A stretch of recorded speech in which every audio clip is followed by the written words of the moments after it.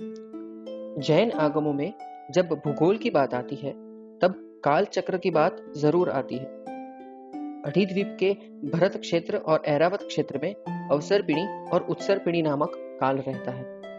बाकी के सारे क्षेत्रों में एक समान निश्चित काल रहता है। अवसर्पिणी काल में 6 आरे होते हैं और उत्सर्पिणी काल में भी 6 आरे होते हैं। इन दोनों काल के 6 आरों को मिलाकर 12 आरों वाला एक काल चक्र बनता है। आज तक ऐसे कई काल चक्र पसार हो चुके हैं और भविष्य में भी ऐसे कई काल चक्र पसार होंगे। चलिए पहले अवसर्पिणी काल के 1 से 6 आरों के बारे में जानते हैं। पहला आरा यानी कि सुसम सुसम। इस आरे की समय अवधि 4 कौड़ा कौड़ी सागरोपम है। इसमें जन्म लेने वाले इंसान का महत्तम आयुष्य 3 पल्योपम और ऊंचाई 3 गांव है। शरीर में पसलियों की संख्या 256, आहार करने की इच्छा 3 दिन और आहार प्रमाण तुअर के दाने जितना। यानी कि हर 3 दिन में इंसान सिर्फ तुअर के दाने के जितना ही भोजन लेता है। पहले आरे में इंसान स्त्री और पुरुष के युगल के रूप में जन्म लेते हैं। इन्हें युगलिक भी कहा जाता है। उनकी सारी इच्छाएं 10 प्रकार के कल्पवृक्ष से पूरी होती है। जब उनके आयुष्य में 6 माह बाकी रहते हैं, तब वो एक युगलिक जोड़े को जन्म देता है। एक माता पिता की तरह 49 दिन तक उनका लालन पालन करते हैं। उसके बाद वो युगलिक जोड़ा स्वतंत्र बन के घूमता है। माता पिता के जोड़े को छींक या उबासी आते ही उनकी मौत होती है। कम विषय और कसाई के कारण मृत्यु के बाद वो देवगति को प्राप्त करते हैं। दूसरा आरा सुसम। इस आरे की समय अवधि 3 कौड़ा कौड़ी सागरोपम है। इसमें जन्म लेने वाले इंसान का महत्तम आयुष्य 2 पल्योपम और ऊंचाई 2 गांव है। शरीर में पसलियों की संख्या 128, आहार करने की इच्छा 2 दिन और आहार प्रमाण बोर के दाने जितना। यानी कि हर 2 दिन में इंसान सिर्फ बोर के दाने के जितना ही भोजन लेता है। तीसरा आरा सुसम दुसम। इस आरे की समय अवधि 2 कौड़ा कौड़ी सागरोपम है। इसमें जन्म लेने वाले इंसान का महत्तम आयुष्य 1 पल्योपम और ऊंचाई 1 गांव है। शरीर में पसलियों की संख्या 64, आहार करने की इच्छा 1 दिन और आहार प्रमाण आंवले जितना। यानी कि हर 1 दिन में इंसान सिर्फ आंवले के जितना ही भोजन लेता है। तीसरे आरे के खत्म होने में जब 84 लाख पूर्व 3 साल और 8.5 माह बाकी रहते हैं, तब प्रथम तीर्थंकर का जन्म होता है। तीसरे आरे के खत्म होने पर कल्पवृक्ष का प्रभाव कम होने लगता है। प्रथम तीर्थंकर तब पहले राजा बनकर शिल्प, शास्त्र, संगीत, पाक कला आदि सारी कलाएं सिखाते हैं। चौथा आरा दुसम सुसम। इस आरे की समय अवधि 1 कौड़ा कौड़ी सागरोपम में 42,000 साल कम है। इसमें जन्म लेने वाले इंसान का महत्तम आयुष्य पूर्व करोड़ साल और ऊंचाई 500 धनुष होती है। शरीर में पसलियों की संख्या 32, आहार करने की इच्छा अनियत और आहार का प्रमाण भी अनियत होता है। प्रथम तीर्थंकर के निर्वाण के 3 साल और 8.5 माह बाद चौथा आरा शुरू होता है।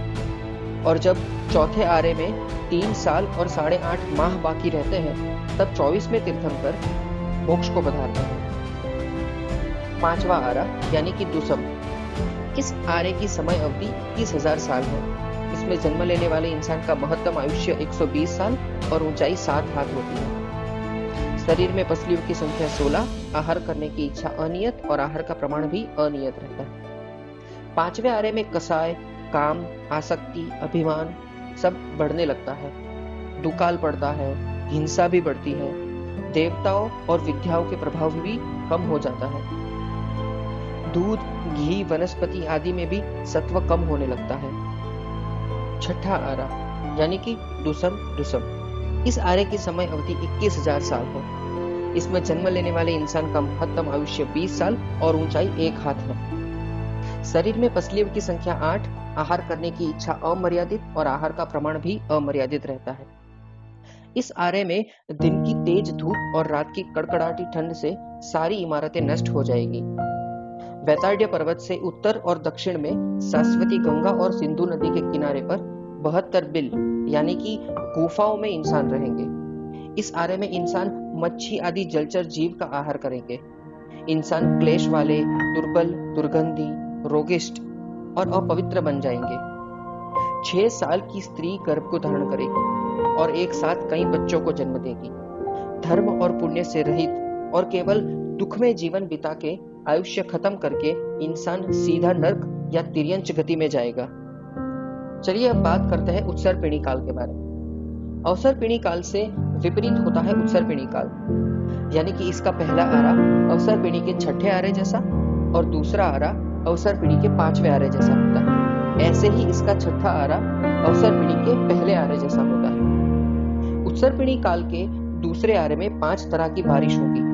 सबसे पहले पूरे भरत क्षेत्र पर 7 दिन तक कड़कती बिजली के साथ पुष्करावर्त नामक बारिश होगी, जिसकी वजह से तपती हुई पृथ्वी थोड़ी ठंडी होगी।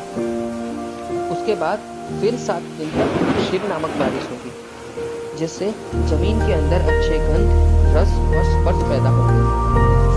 उसके बाद 7 दिन तक धूत नामक बारिश होगी, जिसके कारण जमीन में स्निग्धता यानी कि चिकास पैदा होगी। उसके बाद 7 दिन तक अमृत नामक बारिश होगी, जिससे पृथ्वी पर बेले, वनस्पति आदि पैदा होने लगेंगे। उसके बाद 7 दिन तक रसमेघ नामक बारिश होगी, जिससे वनस्पति में 5 प्रकार के रस पैदा होंगे।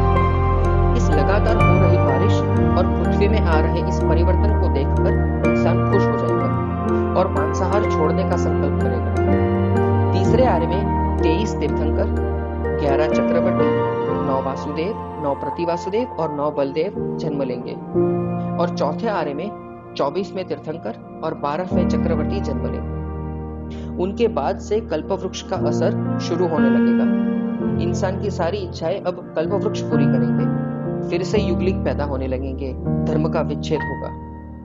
10 कौड़ा कौड़ी सागरोपम के बाद उत्सर्पिणी काल खत्म होगा। उसके बाद फिर अवसर्पिणी काल शुरू होगा। ऐसे एक अवसर्पिणी और एक उत्सर्पिणी के 20 कौड़ा कौड़ी सागरोपम का एक काल चक्र होता है, जिसमें से 9 कौड़ा कौड़ी सागरोपम उत्सर्पिणी के और 9 कौड़ा कौड़ी सागरोपम अवसर्पिणी के। ऐसे 18 कौड़ा कौड़ी सागरोपम तक भरत क्षेत्र और ऐरावत क्षेत्र में धर्म नहीं होता। ऐसे अनंत काल चक्र को एक उद्गल परावर्त काल भी कहा जाता है।